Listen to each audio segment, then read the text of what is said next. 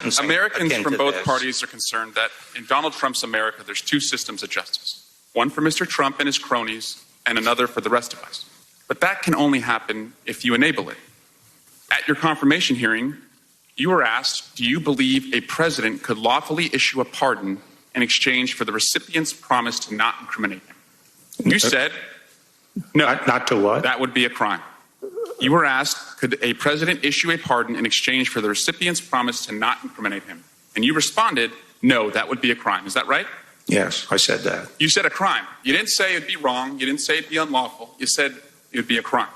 And when you said that a president swapping a pardon to silence a witness would be a crime, you were promising the American people that if you saw that, you would do something about it. Is that right? That's right. Now, Mr. Barr, are you investigating Donald Trump for commuting the prison sentence of his longtime friend and political advisor, Roger Stone? No. Why not?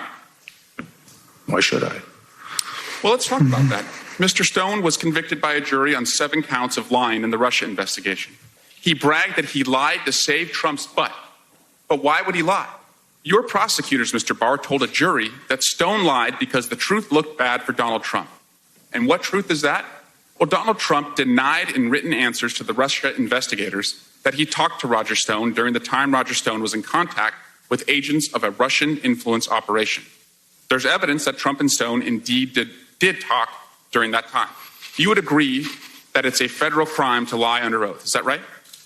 Yes. It's a crime for you, it's a crime for me, and it's certainly a crime for the President of the United States. Is that right? Yes. So if Donald Trump lied to the Mueller investigators, which you agree would be a crime, then Roger Stone was in a position to expose Donald Trump's lies. Are you familiar with the December 3rd, 2018 tweet where Donald Trump said Roger Stone had shown guts by not testifying against him? No, I'm not familiar with that. You don't read the president's tweets? No. Well, there's a lot of evidence in the president's tweets, Mr. Attorney General. I think you should start reading them because he said Mr. Stone showed guts, but on July 10 of this year, Roger Stone declared to a reporter, I had 29 or 30 conversations with Trump during the campaign period. Trump knows I was under enormous pressure to turn on him. It would have eased my situation considerably, but I didn't. The prosecutors wanted me to play Judas. I refused. Are you familiar with that Stone statement? Actually, I'm not. So how can you sit here and tell us, why should I investigate the President of the United States if you're not even aware of the facts concerning the President using the pardon or commutation power to the silence of a witness? Because we require, a reliable predicate before we open a criminal investigation. And I just gave to you, sir. I don't consider it. I consider it a very Rube Goldberg theory that you have. Well, it sounds like you're hearing this. And by the way, if I applied this standard, there'd be a lot more people under investigation. Here's what Eric Swalwell just masterfully laid out. On January 15, 2019, Senator Leahy asked Bill Barr if it's illegal to trade a pardon in exchange for the recipient's promise to not incriminate them. Barr said no, that would be a crime. Do you believe a president could lawfully issue a pardon in exchange for the recipient's promise to not incriminate him? No, that would be a crime. And yet that's what happened. Roger Stone did stay silent. He had incriminating evidence. He proved that when he said that Trump, quote, knows I was under enormous pressure to turn on him. It would have eased my situation considerably, but I didn't. You cannot turn on someone unless you have something incriminating. And Trump even acknowledged that. He tweeted, quote, I will never testify against Trump. This statement was recently made by Roger Stone, essentially stating that he will not be forced by a rogue and out-of-control prosecutor to make up lies and stories about President Trump. Nice to know that some people still have guts. Meaning that Roger Stone made it clear that he's happy to cover for Trump no matter what. And then Trump made it clear that the message was received on Twitter for millions and millions of people to see. That tweet is evidence of obstruction of justice. This is the President of the United States approving of a felon refusing to testify relevant and incriminating information against him.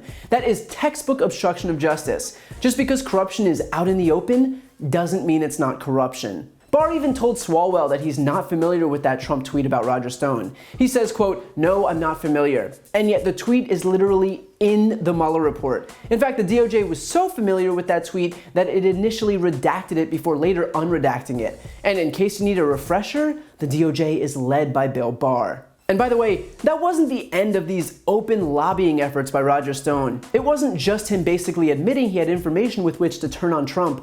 He went further, saying his biggest fear of going to prison other than his health was, quote, that I may not be free to do everything within my power to re-elect this president. I wonder who he's appealing to with this specific statement. And worse yet, we know that Roger Stone himself committed crimes. He was charged with 7 felonies, including making numerous false statements to Congress on the subject of the Russia investigation, and then tampering with a witness who could expose those lies. He committed crimes, period. There is no legitimate reason why Roger Stone should have had his sentence commuted. The fact that he is 67 years old is not a valid excuse. You don't get licensed to commit crimes once you're eligible for Social Security. That's not how it works in this country. Meaning the only reason that Stone's sentence was commuted was, as Bill Barr had claimed was a crime, as a reward for his promise not to incriminate the president. Meaning that by Bill Barr's own definition, Trump should be investigated for the crime of giving Roger Stone a commutation in exchange for the demonstrated promise not to incriminate him. Stone admitted that he resisted pressure to turn on Trump even though he could have. Trump publicly signaled his approval. Trump had no basis for commuting Stone's sentence as he was guilty of committing multiple felonies. The only reason was as a reward, which Bill Barr admitted on January 15th, 2019 would be a crime. And so for once, he was right. And don't forget to listen to my podcast, No Lie with Brian Tyler Cohen, where I'll take a deep dive into the biggest issues of the week and interview major players in the world of politics, like Adam Schiff, Nancy Pelosi, Beto O'Rourke, Eric Swalwell, Katie Porter, and many more. Again, that's No Lie with Brian Tyler Cohen, available anywhere you listen to podcasts.